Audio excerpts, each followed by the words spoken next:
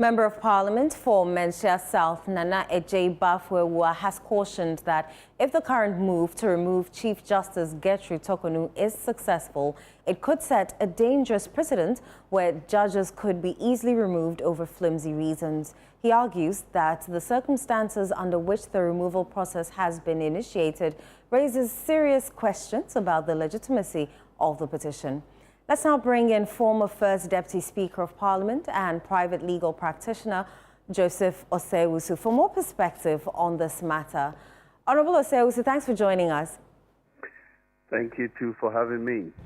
So, members of the MPP in Parliament have urged the President not to initiate any processes that could lead to the removal of the Chief Justice. But from a legal standpoint, does the President actually have a choice in the matter?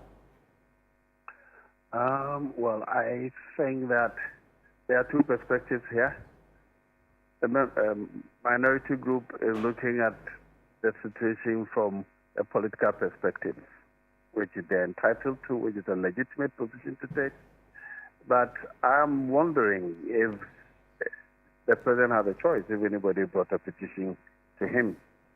The position, as prescribed by the Constitution, and interpreted by the Supreme Court, is to determine whether there's a prima facie case. If there is, then the matter should proceed to the Council of State to form a committee and so on. The rest is well known. Frankly, I would wish that in the matters relating to the judiciary, I truly wish that we will have the courage to stand away as politicians and insist on the law. Just as the Chief Justice herself said, that it is the law I apply. Whether you change me or not, the law won't change. Yeah. My position is that now the process cannot be influenced by the President.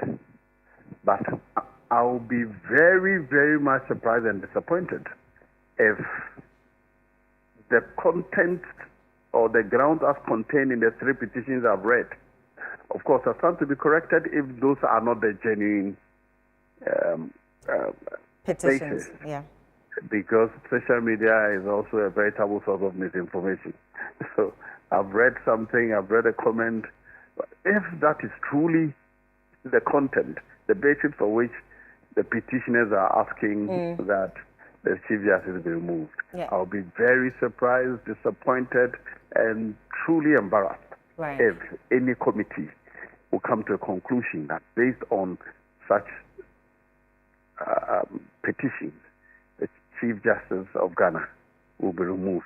Honourable, the MPP's concerns... That is where the MPP's concern comes into play. Yes, so they're saying that they fear that the process may be politically motivated or unfair.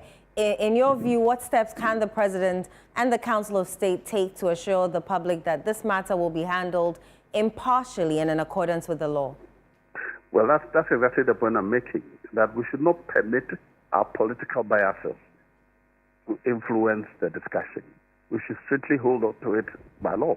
The argument should be there's no legal basis based on the petition they are seeing.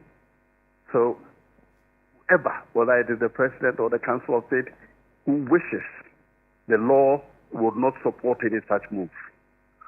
It doesn't, in many ways, disagree with their position, but I would have wished that they are taking just a legal position so that we move away from a situation where our political biases influences the discussion. I want us to discuss the matter as lawyers. Would this be a basis for removing a Chief Justice? How serious can we be as a country if we truly encourage such things?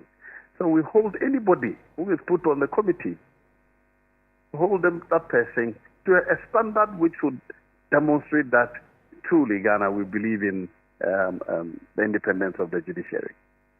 Based on what is publicly known at this point, do you believe there are sufficient grounds for a prima facie case to be established?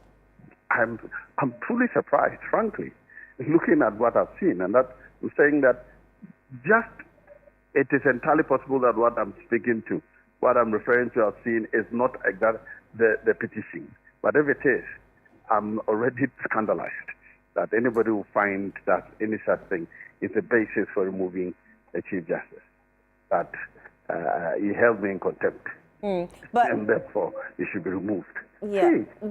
The Constitution gives the President some discretion to suspend the Chief Justice once a prima facie case is determined. Are there any legal guidelines or constitutional principles that should guide such a decision? I'm not aware of any. I'm not aware of any Chief Justice suspended because of a petition. I'm aware that some processes have already been gone through before, but in none of those cases was the Chief Justice suspended. I think it was Justice Akpa. I think that was when the Supreme Court ruled that a prima facie case should be made. And it did not get to a point where there was a need to even form the committee and, if necessary, suspend the Chief Justice. But I suggest that we should not encourage any such matters where the executive power is used, even if it is supported by the Council of State, to suspend a Chief Justice. We would have clearly undermined the independence of the judiciary. Right.